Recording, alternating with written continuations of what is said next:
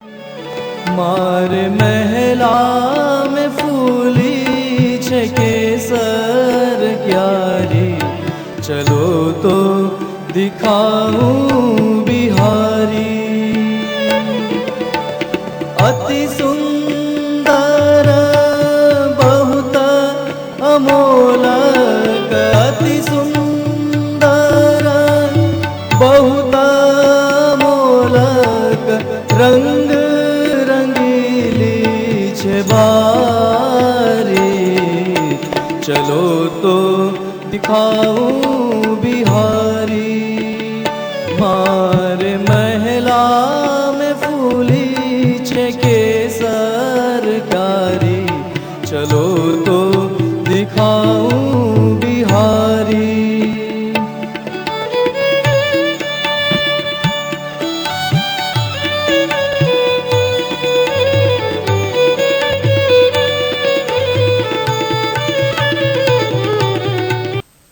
कितना होता है?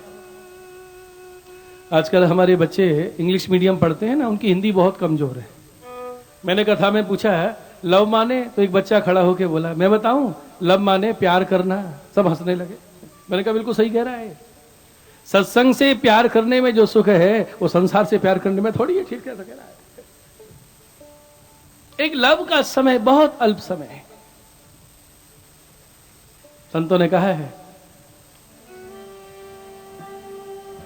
तात स्वर्ग अपवर्ग सुख, धरिय तुला एक अंग। इसी श्लोक का अनुवाद है। तात स्वर्ग अपवर्ग सुख, धरिय तुला एक अंग। तुलनता ही सकल मिली, जो सुख लव सत्संग। वल्लभ जो सुख लव सत्संग।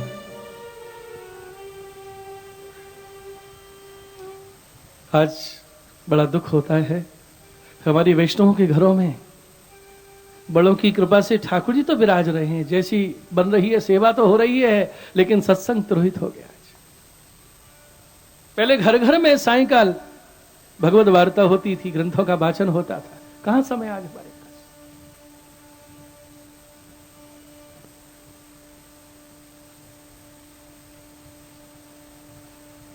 अरे ज्यादा ना बने, थोड़ा ही बने। एक घड़ी आधी घड़ी है, आधी में हूं पुण्य आधी। कितना बचा है? तुलसी संगत साधु की, हरे कोट अपराध।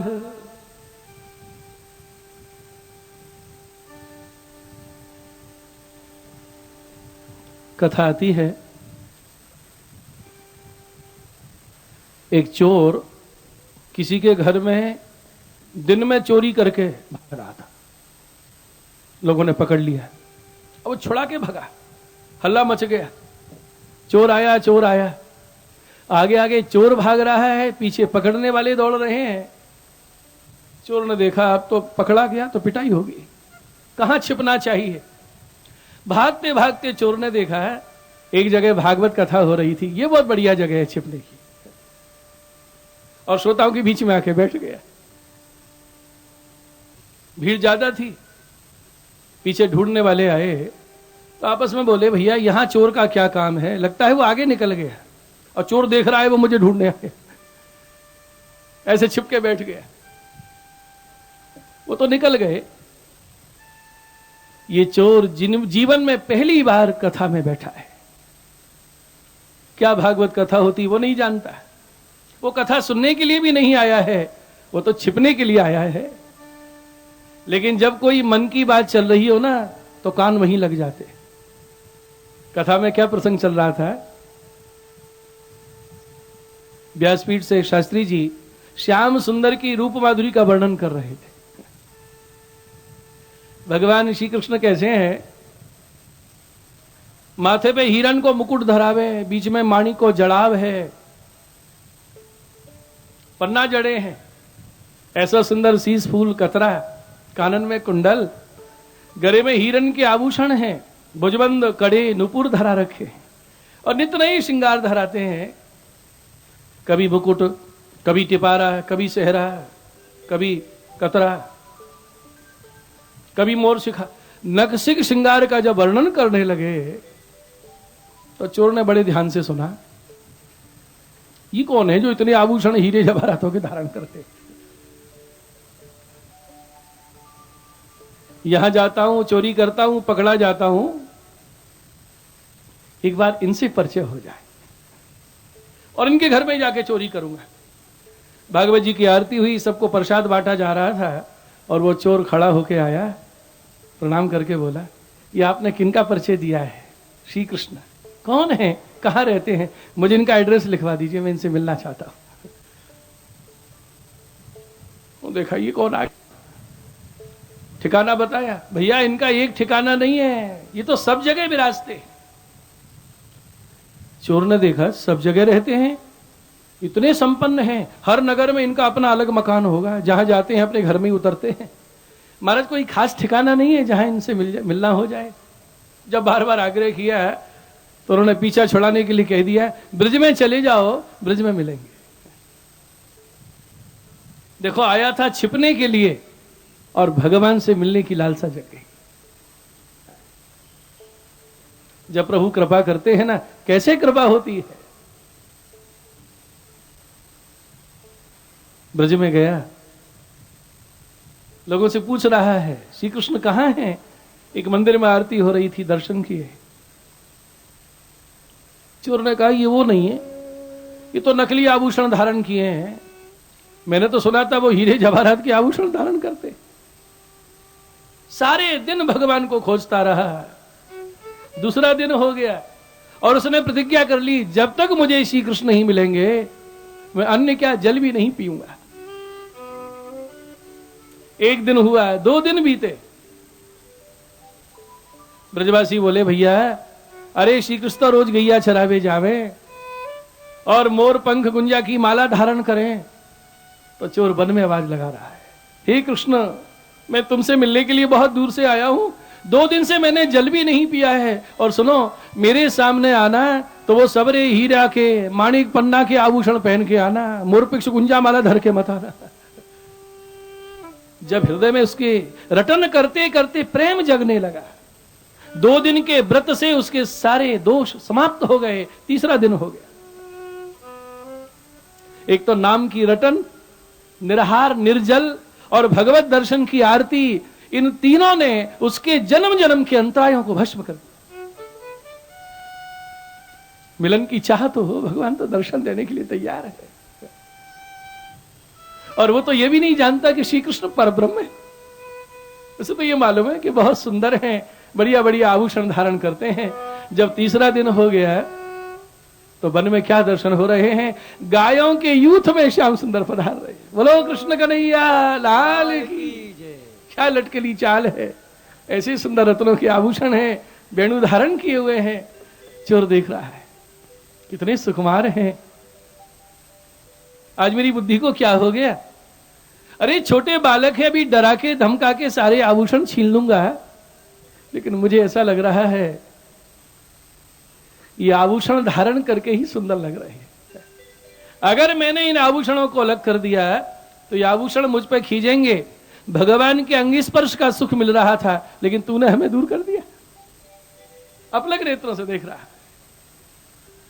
सही में रोमांच हो गया है, आंखों में आंसू आ गए। साक्षात दर्शन का सुख तो अनिर्वचनीय होता है। और ठाकुर जी के पास आके हंस के बोले, चोर भैया, चोर भैया, तो मेरा हीरा को मुकुट चाहिए ले, और जो मुकुट खोल के उसकी झोली में रखा है, ये हार चाहिए ले, ये कंगन चाहिए। ठाकुर जी आवरण बड़े करके झोली में पधरा रहे हैं और चोर ने चरण पकड़ लिए और विनती की, कृपानाथ ये आभूषण अपने श्रीअंग से अलग मत कीजिए।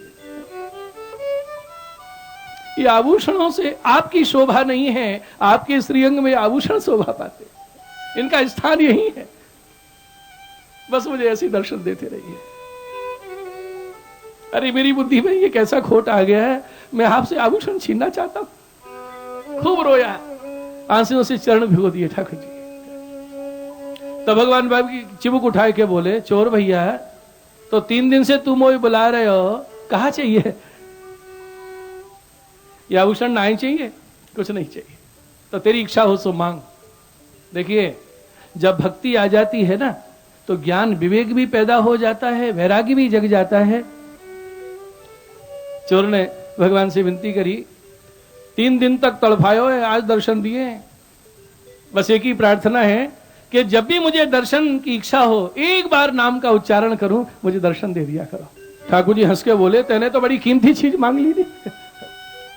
तो जब मेरा नाम उच्चारण करेगा, मैं तो को दर्शन दूंगा। और भगवान अंतर ध्यान हो गए। ये सच्ची घटना है, भक्तमाल का प्रसंग है। और चोर वहां से लौट के आया जहां भागवत कथा चल रही थी, आज उसकी पूर्णाहुति थी, और उसने साष्टांग दंडवत करी, गुरुजी आपकी कृपा से मुझे भगवान के दर्शन हो गए। सारी घटना सुनाई, मैं तो चोर था, छिपने के लिए आया था, और आपके मुख से भगवान की रूप माधुरी का वर्णन सुना, और दर्शन की आरती जग गई, और मुझे ठाकुर जी के दर्शन हो गए। देखिए, एक लम मात्र के सत्संग का प्रभाव। वो भागवत वक्ता गादी से नीचे उतरे और कहा, भैया हमें भी दर्शन करा दो, ठाकुर जी के हो जाएंगे। उनको साथ लेके गए ब्रज में, और भगवान को आवाज लगाई, ठाकुर जी प्रकट हुए। चोर को दर्शन हो रहा है, लेकिन उनको दर्शन नहीं हो रहा है। उसने विनती की, इन्हीं की कृपा से मुझे आपकी प्राप्ति हुई है, आप इनको दर्शन दो। तो भगवान क्या बोले, तेरे जैसा निर्मल हृदय भी इनका नहीं हुआ है, अभी इनके हृदय में तेरे जैसी आरती नहीं है। विनती करी, कृपाराज इनको भी दर्शन दो। तो ठाकुर जी ने यहां भी भक्त का महात्म प्रकट किया है। चोर को आज्ञा दी, तू एक हाथ मेरे कंधा पे धर ले और दूसरा हाथ इनके कंधा पे धर दे, यो स्पर्श कर। भगवान का स्पर्श चोर को हुआ, और जो ही चोर ने उनका स्पर्श किया, उनके अंदर भगवत भाव का संचार हो गया। ऐसा तरंग, ऐसी करंट महाराज, सब अंतराय भस्म हो गए, दिव्य दृष्टि हो गई, और ठाकुर जी के दर्शन हो रहे हैं। वो चोर उनको दंडवत कर रहा है, और वो चोर को दंडवत कर रहे हैं। तुम्हारी कृपा से भगवान मुझे मिले, वो बोले तुम्हारी कृपा से ठाकुर जी मुझे मिले।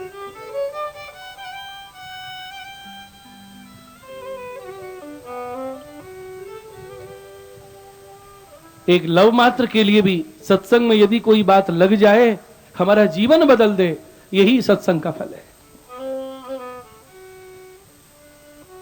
और बात लगने के ऊपर ही तो है। वाल्मीकि को बात लगी थी नारद जी की, वाल्मीकि ऋषि हो गए, बात लगी। तुलसीदास को लगी पत्नी रत्ना की, भक्त हो गए। बिलमंगल को लगी चिंतामणि वैश्या की, घनानंद को लगी सुजान वैश्या की, बात लग गई।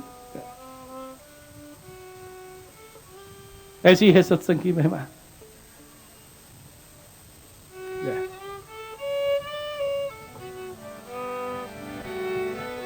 तुलयाम लवेनापि न स्वर्गम न पुनर्भवम भगवत संगी संगस्य मृत्यानां किमुताशिषः। और ये वैराग्य जगाने के लिए परीक्षित को भगवान की प्रेरणा हुई। समीक के आश्रम में गए, मरा सर्प डाल दिया। समीक पुत्र संगी को मालूम हुआ, और उन्होंने परीक्षित को श्राप दिया। इति लंघित मर्यादम तक्षकः सप्तमे हनि जगत तीक्ष्म कुलांगारम चोदितो में ततद्रोहम। अरे कुलांगार परीक्षित, तूने हमारे पिता का अपमान किया है, मर्यादा का उल्लंघन किया है, श्राप दिया, तक्षक नाम का सर्प 7वें दिन डसेगा।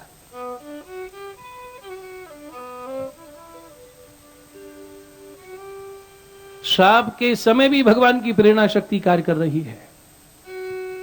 सर्प का बदला सर्प से लिया,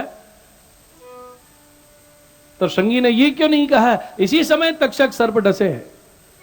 ये 7 दिन के लिए दया क्यों पैदा हो गई? ये भगवान की प्रेरणा है कि 7 दिन का समय इसलिए बचा लिया कि इनको सुखदेव जी का सत्संग प्राप्त होगा।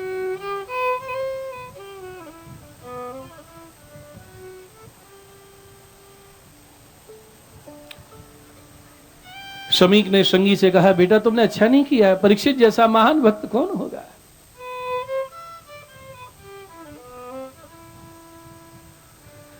महाराज परीक्षित को जब श्राप की बात ज्ञात हुई, उसी समय वैराग्य हो गया, अपने पुत्र जन्मेजय का राज तिलक किया और महाराज परीक्षित चल दिए।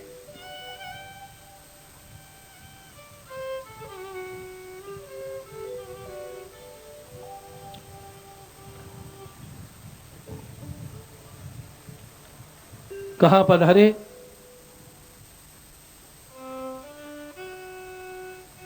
गंगा जी के तट पर शुकताल नामक स्थल है, हरिद्वार से पहले मुजफ्फरनगर के पास, वहां विराजमान हुए। ऋषि महर्षि ब्राह्मण सब विराज रहे हैं। महाराज परीक्षित ने प्रार्थना की, पुनश्य भूयात् भगवत्यनन्ते रतिः प्रसंगश्च तदाश्रयेषु महत्सु यां यामुपयामि सृष्टिं मैत्र्यस्तु सर्वत्र नमो द्विजेभ्यः। मैं आप सबको पुनः पुनः प्रणाम करके प्रार्थना करता हूं, मुझे चाहे किसी भी योनि में जन्म लेना पड़े, भगवान के चरणों में अनुराग हो और भक्तों के प्रति मेरी प्रीति हो, सब प्राणियों के प्रति मैत्री भाव बना रहे। आप सब ऐसा आशीर्वाद दीजिए।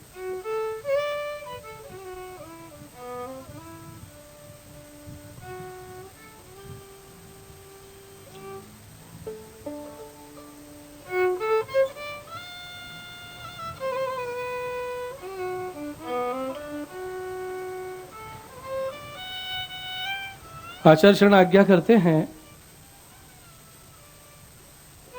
कि परीक्षित को श्राप हुआ, वैराग्य जगा, तो सीधे गंगा तट पर ही क्यों विराजे? गंगा तट पर इसलिए विराजे क्योंकि उनको वक्ता का तो परिचय ही नहीं।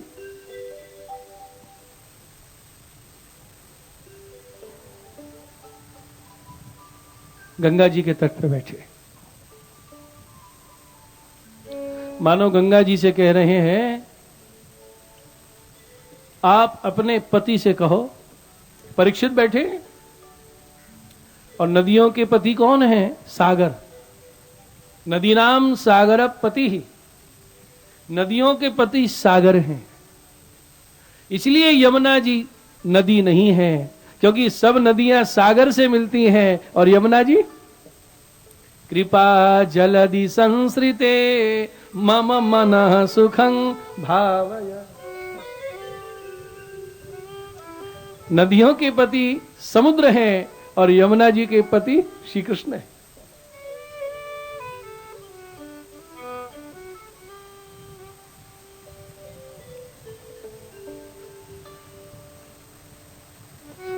गंगा जी ने सागर से कहा और सागर ने अपनी पुत्री लक्ष्मी से कहा और लक्ष्मी जी ने भगवान से कहा और भगवान ने शिवजी से कहा। कूर्म पुराण में ऐसा वर्णन है कि शिवजी के अवतार शुकदेव, द्वैपायना शुको यज्ञे साक्षात एव शंकर। शुकदेव जी से कहा, देखो सिफारिश कैसी लग जाती। शुकदेव जी के दो स्वरूप हैं, भगवान की नित्य लीला में शुक रूप हैं, तोता रूप हैं, और व्यास नंदन के रूप में किशोर वपु है।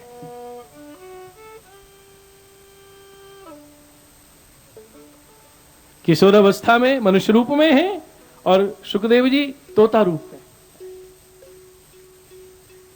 लीला शुक हैं। गोलोक धाम में राधा रानी के द्वारा सोने के पिंजरे में पालित हैं शुकदेव जी। जब भगवान के लिए बहुत विरह होता है तो शुकदेव श्री कृष्ण की लीला सुना सुना के धीरज देते हैं। तभी तो शिनारी की कंधा के ऊपर मुनि विराज है। के दृष्टि के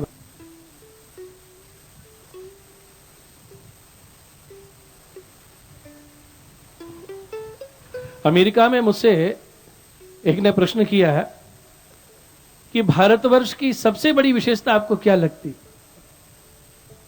है?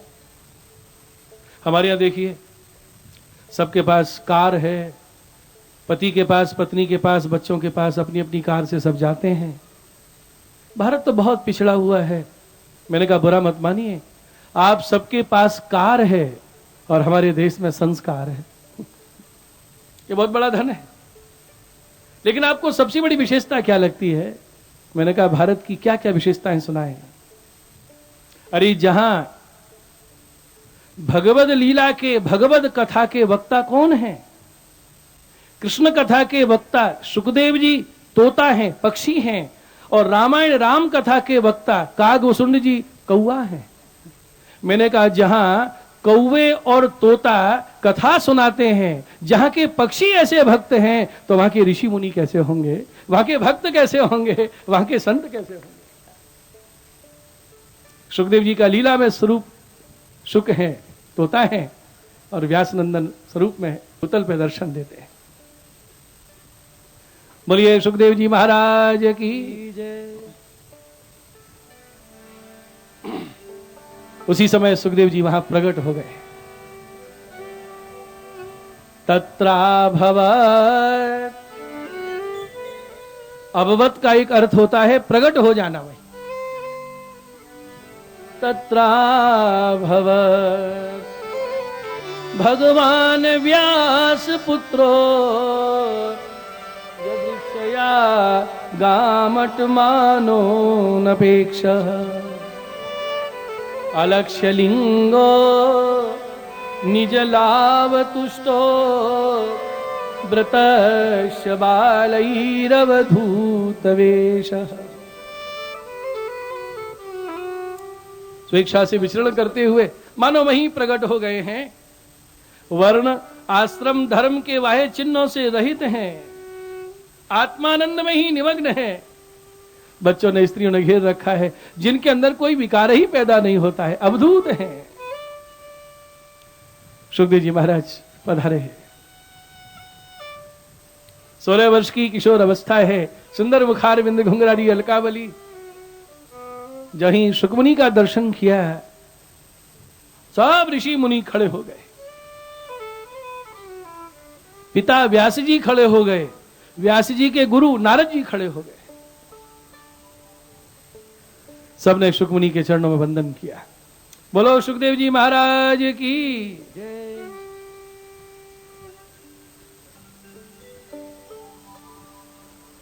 आसन पर विराजमान किया। सुखदेव जी के चरणों का पूजन किया।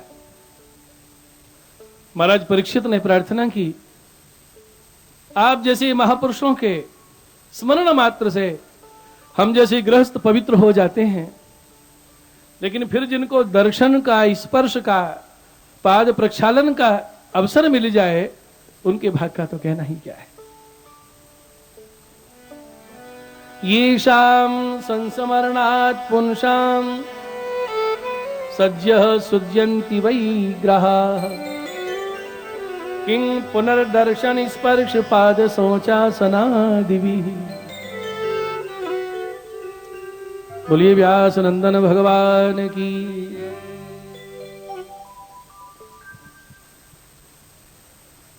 जिसको अचानक भगवदियों का दर्शन हो जाए,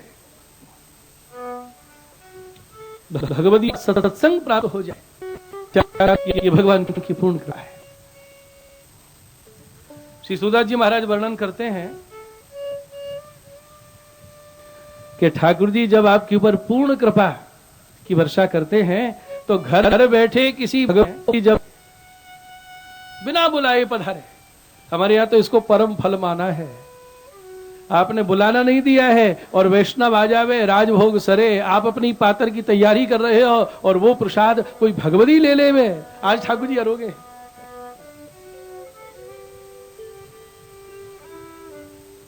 बिना भगवत कृपा के भक्त संग नहीं मिलता। लेकिन देखो हमारा दुर्भाग्य, भगवान ने तो वैष्णव को भेजा सत्संग के लिए और हमने चर्चा कर दी संसारी, और लौकिक कार्य में इतने व्यस्त हैं कि यूं भी कह दिया कि आज नहीं, रविवार के दिन आना।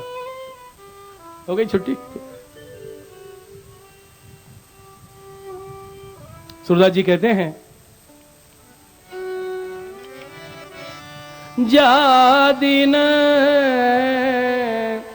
संत पाहुने आवत, जा दिन संत पाहुने आवत, जा दिन संत पाहुने।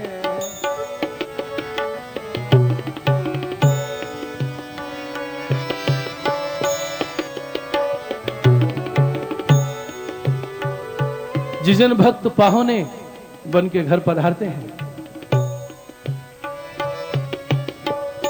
तीरथ कोटि स्नान करन फल, तीरथ कोटि स्नान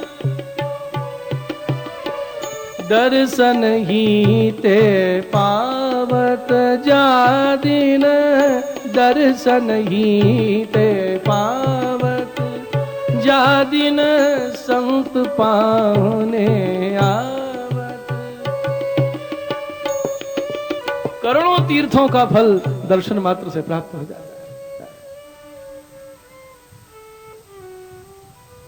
क्या है भक्तों की पहचान?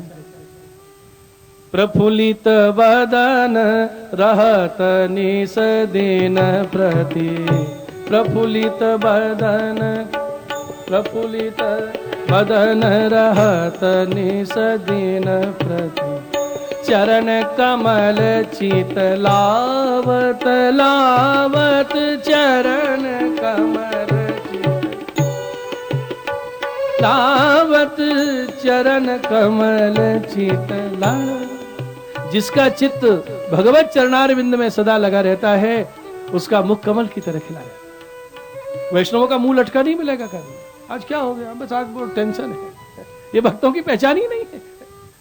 जो चित्त चरणों से हटा, संसार की हाय हाय पे लगा कि मन उदास हुआ और मुंह उदास हो जाता है। उनका चित्त सदा चरणारविंद में लगा हुआ है। ये भगवती मनसा वाचा कर्मणा एक ही काम जानते हैं। मनसा मन क्रम वचन और नहीं जानत, मन क्रम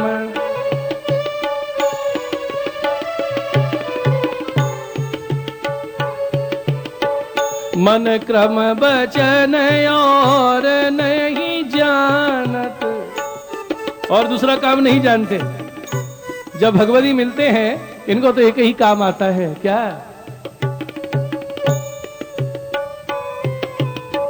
सुमिरत और सुमिरावत, जा दिन सुमिरत और सुमिरावत, जा दिन संत पाहुने आवत, जा दिन संत पाहुने आवत। भगवान का स्मरण करना और दूसरों को कराना। भगवतियों की पहचान क्या है?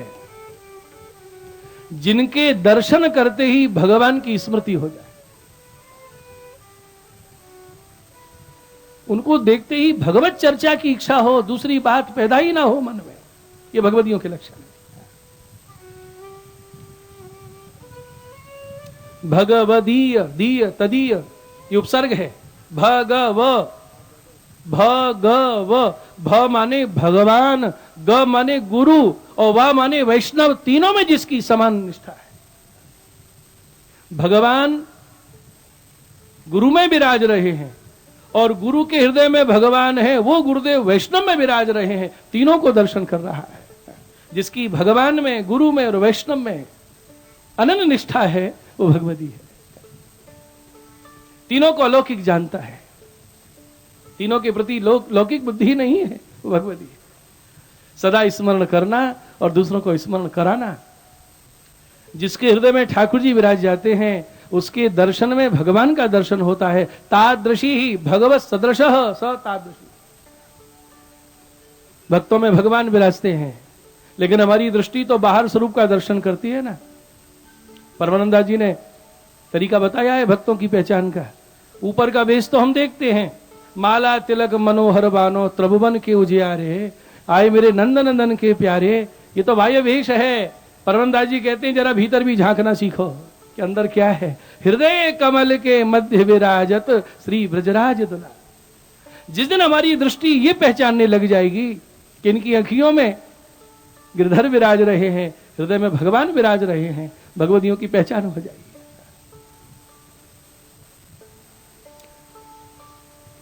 वैष्णवों के मिलन में, वैष्णवों के सत्संग में उत्सव मनाया जाता है। वैष्णवों के सत्संग में वाद विवाद नहीं होता, तर्क कुतर्क नहीं होता, वह तो विशुद्ध भगवत चर्चा होती है। मिथ्यावाद उपाधि रहित है, मिथ्यावाद उपाधि रहित है, विमल विमल जस गावत गावत विमल विमल जस गावत। वाद विवाद नहीं, कोई उपाधि पद की चाह नहीं, वो तो भगवान के विशुद्ध निर्मल यश का गान करते हैं। सूरदास जी कहते हैं अगर आपको जगत में प्रेम करना है तो इनसे कीजिए, यही सच्चे संबंधी है। सूरदास प्रीत करती न सो, सूरदास प्रीत करती न सो, सूरदास जो हरि सुरति करावत, जो हरि सुरति करावत, जा दिन संत पाहुने आवत, जा दिन संत पाहुने आवत।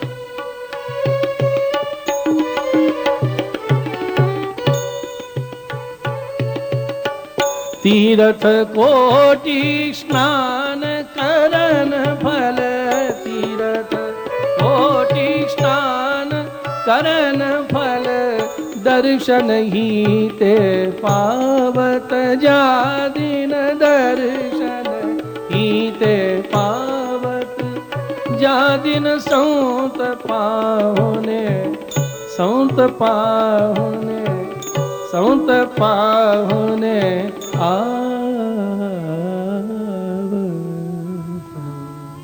बोलो सुखदेव जी महाराज की जय।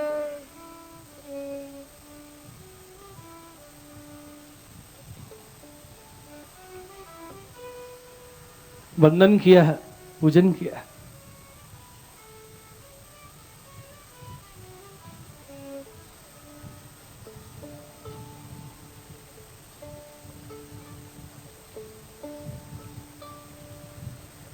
हम भी सुखदेव जी के चरणों का वंदन करें।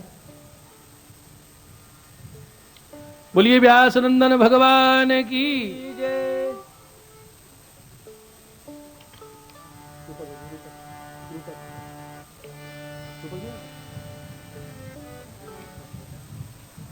सात मात्रा रूपक नहीं आता।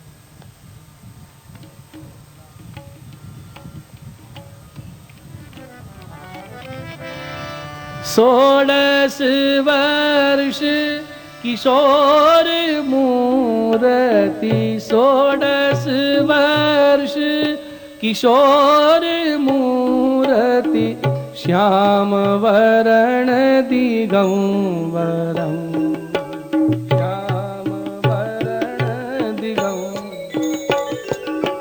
सोलस वर्ष किशोर मूर्ति,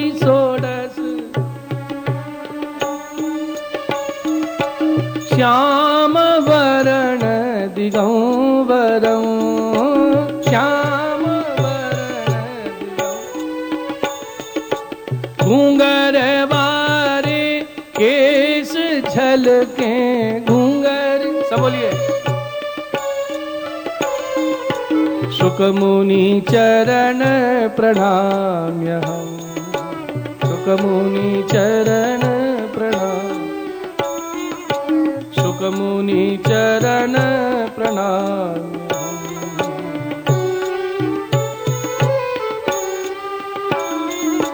पद्म आसन उदर त्रिवली पद्म आसन चरण पंकज शोभितम चरण पंकज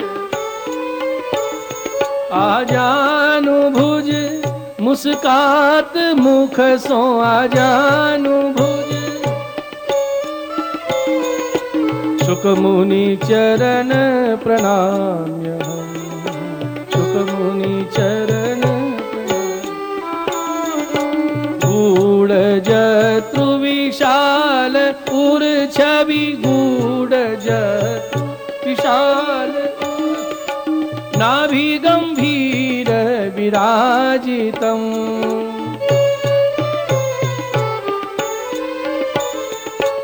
जलज लोचन सुहृद नासा जलद लोचन सुखद नासा शुकमुनि चरण प्रणाम्यहम् शुकमुनि चरण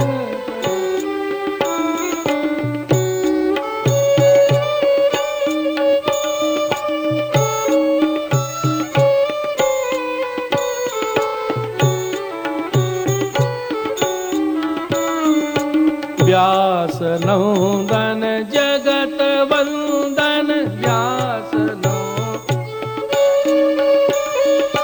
मोह ममत्व निकंदनम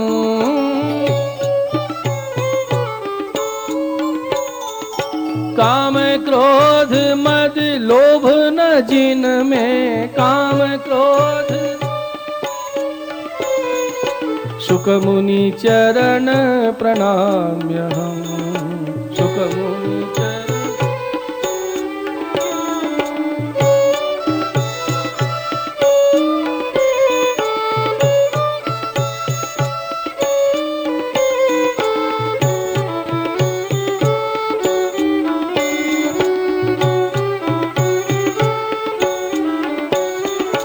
ब्रह्म रूप अनूप मुनिवर ब्रह्म रूप अनूप पराशर कुल भूषणम्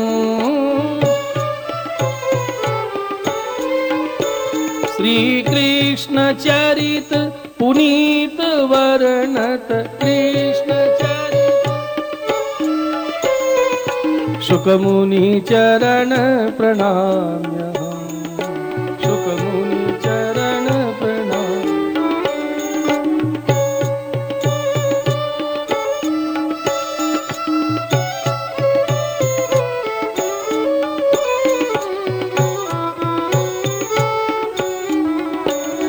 त्रिभुवन उजागर कृपा सागर त्रिभुवन उजागर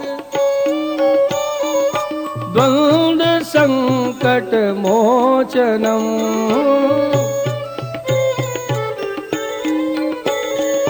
प्रेम मद माते रहे नित प्रेम मद शुकमुनि चरण प्रणाम्यहम्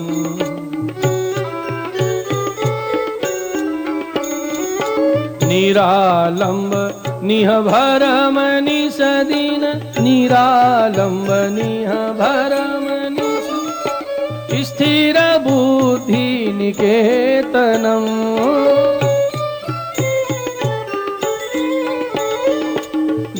धर्मधारी ब्रह्मचारी धर्मधारी शुकमुनि चरण प्रणाम्यहम्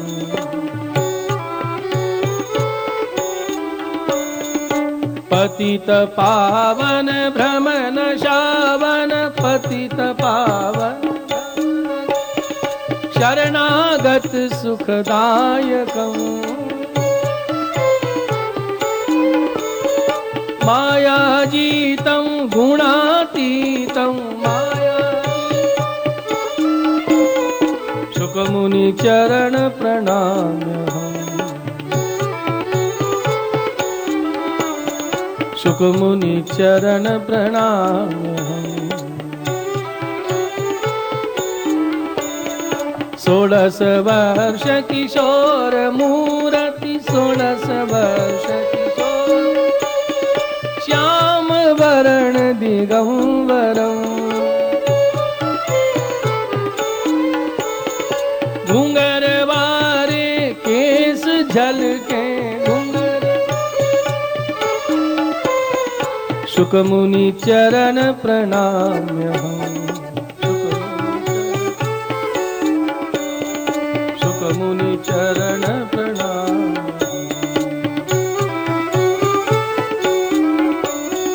शुकमुनि चरण प्रणाम। बोलो श्री सुखदेव जी महाराज की। हरिजन संग छिनक जो होई हरिजन संग छिनक जो होई कोटि स्वर्ग सुख कोटि मुक्ति सुख तासम लहे न कोई हरिजन संग छिनक जो हो।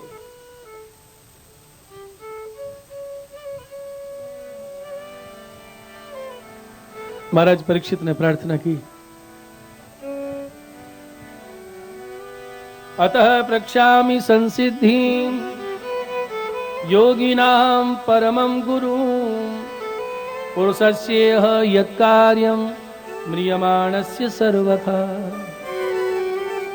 यश्रोतव्यमथो जप्यं यत्कर्तव्यं नृभिः प्रभो स्मर्तव्यं भजनीयं वा ब्रूहि यद्वा विपर्ययम् नूनं भगवतो ब्रह्मन् ग्रहेषु ग्रहमेदिनां न लक्ष्यते यवस्थानमपि गोदोहनं क्वचित्।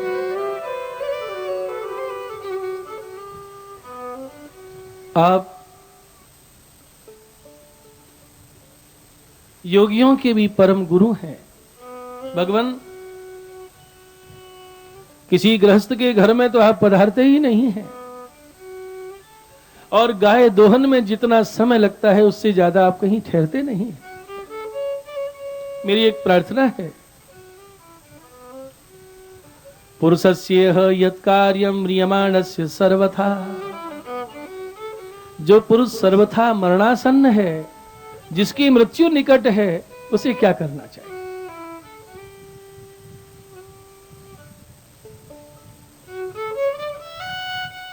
किसका श्रवण करे, किसका जाप करे, किसका स्मरण करे, किसका भजन करे और किसका त्याग करे।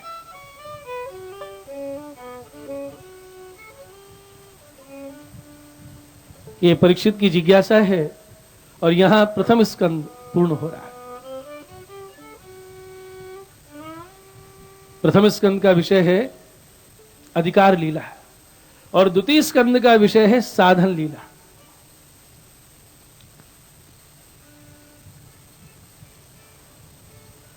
अधिकार वर्णन करने के बाद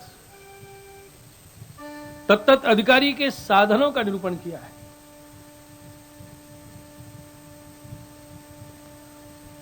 और श्रवण अंग सहित करना चाहिए। श्रवण के 10 अंग हैं और श्रवण अंग सहित करना चाहिए। श्रवण के 10 अंग हैं।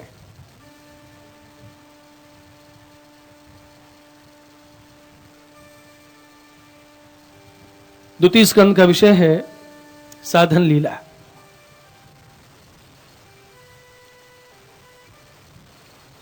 श्रवण में सबसे पहला नियम है श्रद्धा पूर्वक श्रवण करो।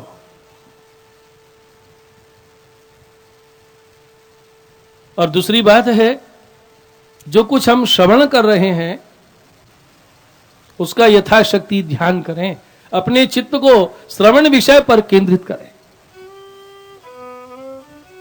इससे क्या होता है? हृदय निर्मल हो जाता है। हमारी चित्तवृत्ति जब ध्येय की ओर प्रवाहित हो जाती है, हृदय में दूसरी बात ठहरती नहीं है, तब क्या होता है? हृदय प्रसाद, हृदय की प्रसन्नता, वो श्रवण किया हुआ विषय हृदय में उतर जाता है,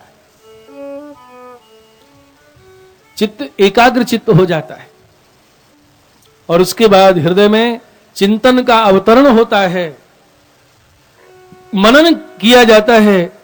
उसी समय श्रवण तत्क्षण फलप्रद हो जाता है। ये महाप्रभु जी श्रवण के अंग समझाते हैं।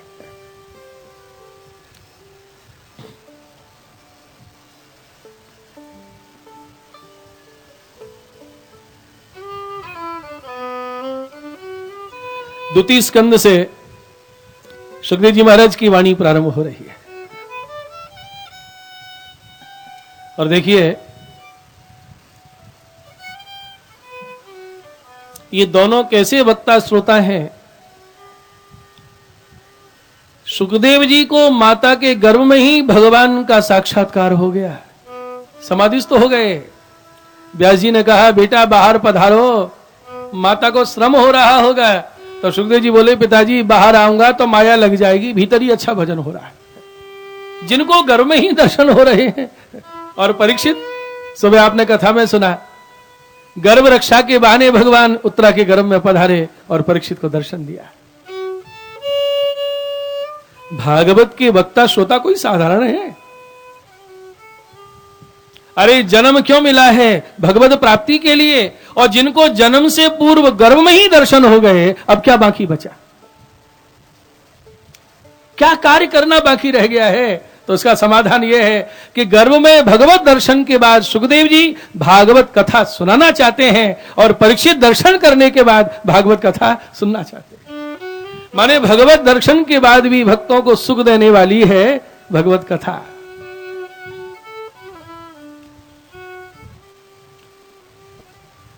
दर्शन साक्षात्कार के बाद भी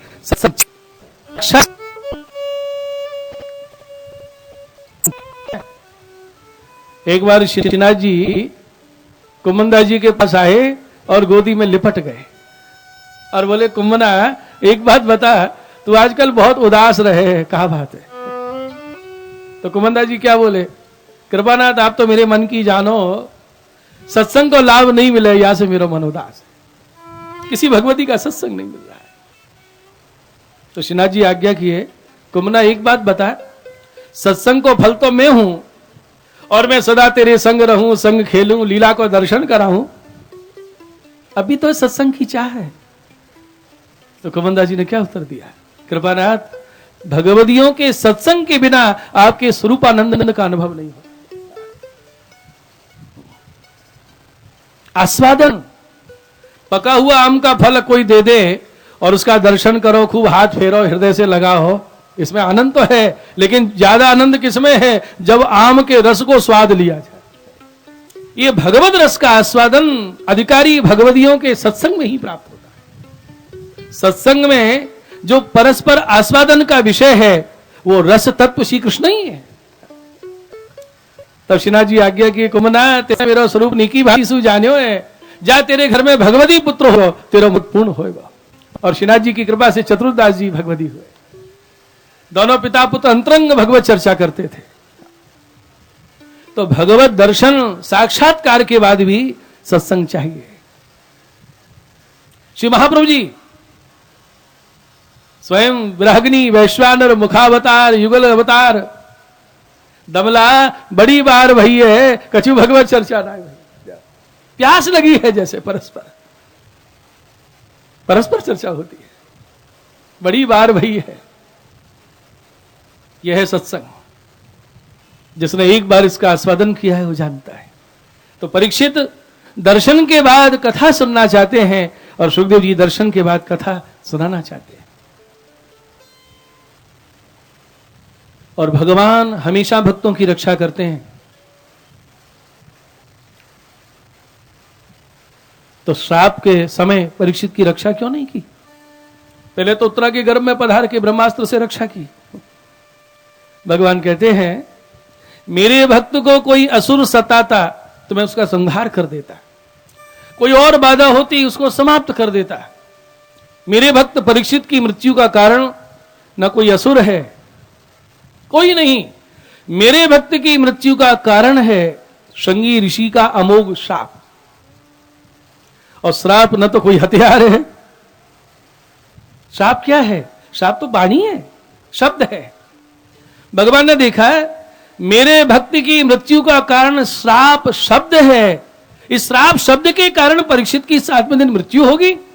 तो श्राप शब्द से अपने भक्त परीक्षित की रक्षा करने के लिए भगवान शब्द अवतार के रूप में प्रकट हो रहे हैं। सुखदेव जी के मुख से जो श्लोक निर्धारित हुए भागवत के, ये भागवत भगवान का शब्द अवतार, अक्षर अवतार, साक्षात वांग्मय अवतार सुखमुनि के हृदय से प्रकट हुआ। शब्द श्राप से बचाने के लिए 18,000 श्लोक के रूप में भगवान प्रकट हो रहे हैं। बोलो कृष्ण कन्हैया लाल की जय। भागवत भगवान की। शब्द श्राप से रक्षा के लिए भगवान शब्द रूप में प्रकट हुए हैं। अरे जब परीक्षित की रक्षा श्रीमद् भागवत कर सकते हैं तो क्या हर तरह से हमारी रक्षा नहीं करेंगे? श्रीमद् भागवत का दृढ़ आश्रय रखिए। भागवत का वचन हमारे लिए प्रमाण है।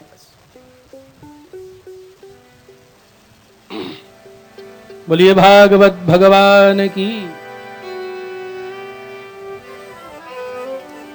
द्वितीय स्कंद को वंदन करें और कथा श्रवण करें। कृष्ण गोविंद गोविंद गोपाल नंद लाल। कृष्ण गोविंद कृष्ण गोविंद गोविंद गोपाल नंद लाल। कृष्ण गोविंद गोविंद गोपाल नंद लाल। कृष्ण गोविंद गोविंद गोपाल नंद लाल।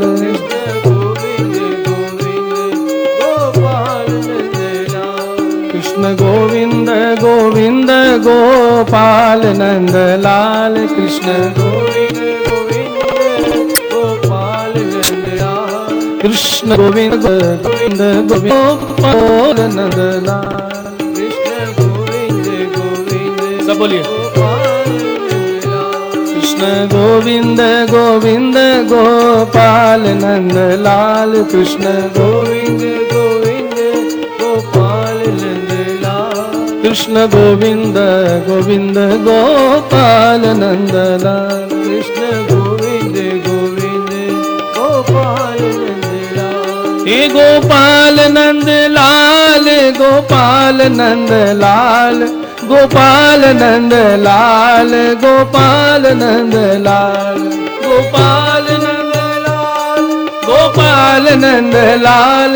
गोपाल नंद लाल गोपाल नंद लाल। कृष्ण गोविंद गोविंद गोपाल नंद लाल। कृष्ण गोविंद गोविंद गोपाल नंद लाल। कृष्ण गोविंद गोविंद गोपाल नंद लाल। कृष्ण गोविंद गोविंद गोपाल नंद लाल। कृष्ण गोविंद गोविंद गोपाल नंद लाल।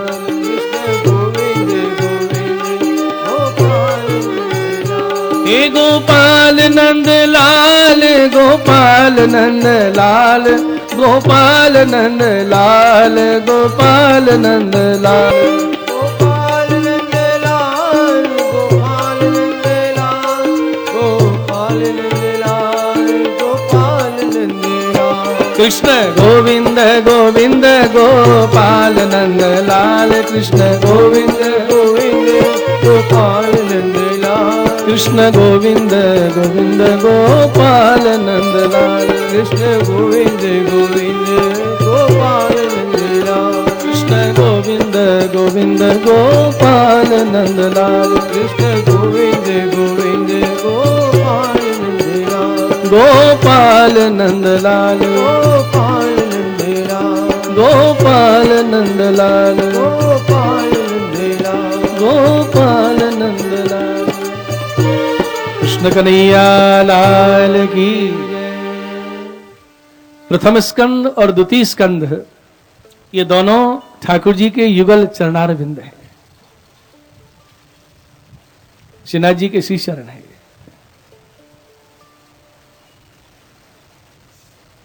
इतना बढ़िया स्कंद अर्थ आपको कहीं नहीं मिलेगा, जैसा श्री महाप्रभु जी ने समझाया। इस विषय पर चिंतन ही नहीं हुआ कि अमुक अध्याय में, अमुक स्कंद में इतने ही अध्याय क्यों। प्रथम स्कंद में कितने अध्याय? 19, और द्वितीय स्कंद में 10 अध्याय।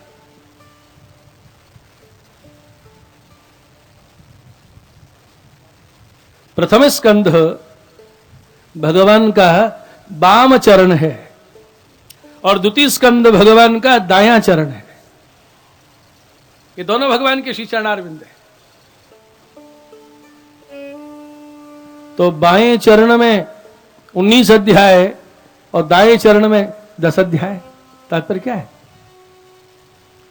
पुष्टि मार्गीय ये पद्धति है कि ठाकुर जी के जब चरण स्पर्श किए जाते हैं तो कैसे किए जाते हैं? पहले बाम चरण और फिर दायां चरण और उसके बाद फिर बायां चरण। बाम चरण 2 बार स्पर्श किया जाता है। बहुत भाव है इसके, लेकिन हम तो यहां इस सिद्धांत को समझें कि भगवान के युगल चरणारविंद में भक्ति विराजती है। भक्ति स्रोत भगवत चरणारविंद है। और भक्ति कितने प्रकार की? 9 प्रकार की नवदा भक्ति और 10वीं प्रेम लक्षणा भक्ति।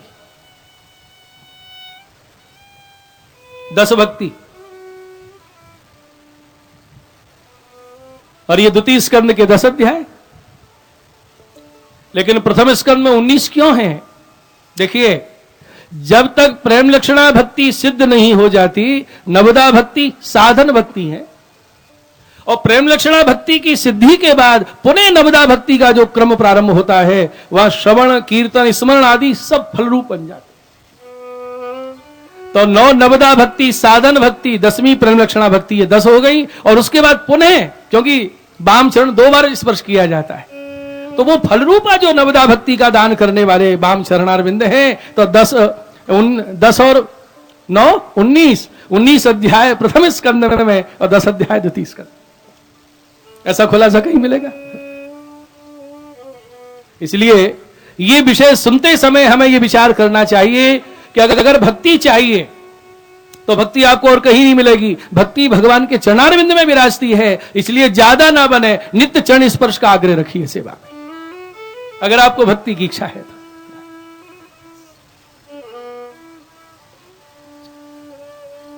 चरणारविंद की ये सामर्थ्य है महाराज। गोपियों के बराबर भगवान के स्वरूप को कौन जान सकता है? वो कहती हैं, प्रणत देहि नाम। अरे एक बार भगवान के चरणों में प्रणत होके तो देखो। प्रणत देहि नाम पाप कर्षणं तृणचरानुगं श्रीनिकेतनं तृणचरानुगं श्रीनिकेतनं फणिफणार्पितं ते पदमामुजं कणुकुचे सुना क्रौदिधीक्षय कणुकुचे सुना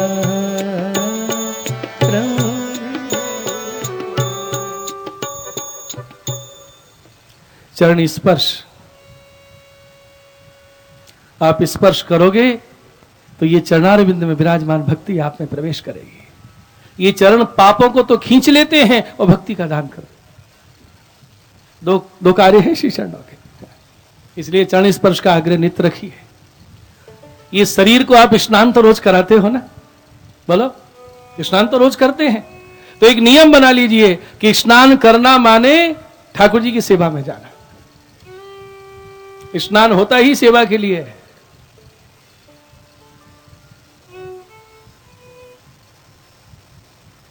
सेवा के लिए स्नान करोगे तो स्नान सार्थक है, और वैसे ही स्नान किया तो सेवा का उल्टा करो, क्या बन जाएगा? सेवा का उल्टा करो बासे बासे, हमारे यहाँ बासे किससे कहते हैं मालूम है? जो नहाया धोया नहीं हो, कुल्ला नहीं किया, मुंह नहीं धोया, बासा है। तो आप चाहे सोरे स्नान कर लो, ठाकुर जी के लिए नहीं नहाए हो तो बासे ही हो, बिना स्नान किए हो। अभी मित्र